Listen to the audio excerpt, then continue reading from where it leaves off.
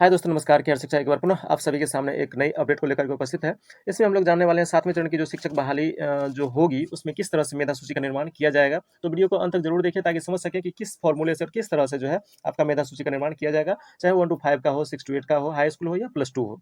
अभी तक जो मेधा सूची बन रहा था उसका फॉर्मूला क्या था उसको हम लोग सबसे पहले देख लेते हैं। जैसा कि आप यहाँ पर देख पा रहे हो कक्षा 1 to 5 के लिए क्या था, मैट्रिक, इंटर, प्रशिक्षण का जो तीनों जो आपके पास डिग्रियां था उसको जोड़ने के बाद कुल अंक आपने जितना अचीव किया था उसको 3 से डिवाइड करना होता था। और उसमें जो डिवाइड करने के बाद जो आपके पास मार्क्स आया उसमें जो है टीईटी या सीटेट का अंक भी जोड़ा जाता है। जैसे कि 55 से 70% है तो 2 अंक, 70 से 80 है तो 4 अंक, और 80 से 90 है तो 6 अंक, 90 से अधिक है तो 10 अंक आपको दिया जाता था, और सबको जोड़ करके कुल जो है आपका मेधांक तैयार किया जाता था। 6 to 8 की बात करें तो इसमें भी कुल मिलाकर के 4 डिग्रियों को आपका जो डिग्री था उसको जोड़ा जाता था। जैसे कि मैट्रिक, इंटर, स्नातक और प्रशिक्षण, चारों को जोड़ने के बाद आपका जो फुल मार्क्स था उसमें 4 से डिवाइड किया जाता था, और तब जाकर के आपका जो परसेंटेज बनता था उसमें फिर से वही 55 से 70% अगर टीईटी सीटेट में है तो 2 अंक, 70 से 80 है तो 4 अंक, 80 से 90 है तो 6 अंक, और 90 से अधिक है तो 10 अंक जोड़ करके आपका जो है मेधा सूची तैयार किया जाता था। ये तो था पुराना। अब जो है नए तरीके से किस तरह से आपका मेधा सूची तैयार किया जाएगा उसको हम लोग इसमें क्लियर करेंगे, और इसी आधार पर जो है आपका 7वां फेज या आने वाले जो बहाली होगा उसमें जो है इस तरह से जो है इसी फॉर्मूले पर जो है आपका मेधा सूची तैयार किया जाएगा। तो कक्षा 1 to 5 के लिए क्या है, मैट्रिक, इंटर और प्रशिक्षण, 3 आपका जो डिग्रियाँ हैं उसका परसेंटेज आपने कितना अचीव किया था उसको जोड़ दिया जाएगा। जोड़ने के बाद 3 से डिवाइड किया जाएगा, भाग दिया जाएगा, और जो मेधा आएगा उसका 40% ही आपका मेधा बन पाएगा। और उस 40% में जो है बीटेट या सीटेट जो भी आपके पास होगा उसका 60% जो है जोड़ दिया जाएगा। मान लीजिए मैट्रिक में आपका 100 अंक है, इंटर में भी 100 अंक है, प्रशिक्षण में भी 100 अंक है, तो कुल मिलाकर के आपके पास कितने हो गए, 300 अंक। 300 अंकों में जो है 3 से डिवाइड किया जाएगा। 3 से डिवाइड करने के बाद जो आपका कितना आ गया, 100 अंक आ गया। तो 100 अंक नहीं होगा, इसका 40% ही आपको जोड़ा जाएगा मेधांक में। तो 40% कितना हो जाएगा, 40 अंक हुआ। अब आपने जो सीटेट या बीटेट था उसमें भी अगर आपने 100 अंक अचीव किया है तो उसका 60% जोड़ा जाएगा। तो 100 का 60% कितना हो जाएगा, 60 अंक हो जाएगा।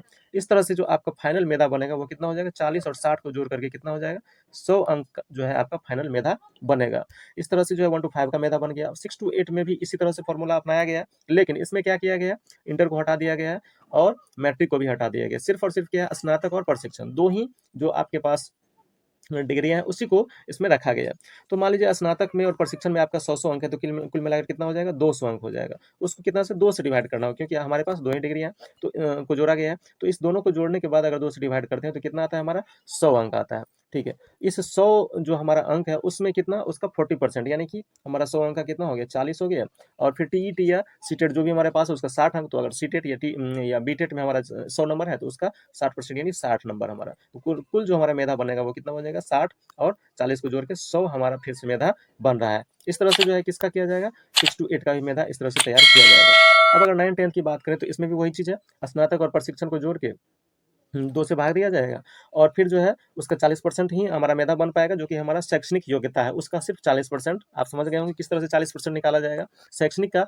और टीईटी या एसटीईटी जिस तरह का भी हमारे पास सर्टिफिकेट होगा उसका 60% जो है उससे नंबर दिया जाएगा। तो मैक्सिमम जो मार्क्स जुड़ेंगे हमारा वो किससे जुड़ेंगे, सीटेट या बीटेट या एसटेट। तो ये 9 10 का है। अगर 11वीं और 12वीं की बात करें तो उसमें भी क्या किया जाएगा, तो उसका जो मेधांक निर्माण किया जाएगा उसमें क्या होगा, तो पीजी अर्थात एमए, एमए या पीजी जो भी हो उसका, और साथ ही साथ जो शैक्षणिक है उसका, दोनों को जोड़ने के बाद जो है 2 से डिवाइड किया जाएगा और उसका जो है 40% जोड़ा जाएगा। साथ ही साथ जो है हमारा स्टेट का जो मार्क्स होगा उसका 60%। तो आपने देखा किस तरह से जो है हमारे शैक्षणिक योग्यता को गौण कर दिया गया है, और यह जो टीईटी, एसटीईटी या सीटेट जो भी है इसको जो है इसका वैल्यू हाई कर दिया गया है, यानी 60% आप जितना नंबर ला सकते हैं, स्कोर कर सकते हैं सीटेट या बीटेट में, वो आपके लिए बेनिफिट होने वाला है। तो मैक्सिमम आप मार्क्स अचीव कीजिए सीटेट या बीटेट से, जिसका की बेनिफिट आपको देखने को मिलेगा आपका जो मेधा सूची निर्माण होगा उसमें। तो आशा करते हैं कि आप समझ पाए होंगे कि किस तरह से जो है नया फॉर्मूला से जो है मेधा सूची का निर्माण किया जाएगा और किसका कितना वैल्यू आपको जोड़ा जाएगा। आज के वीडियो में बस इतना ही।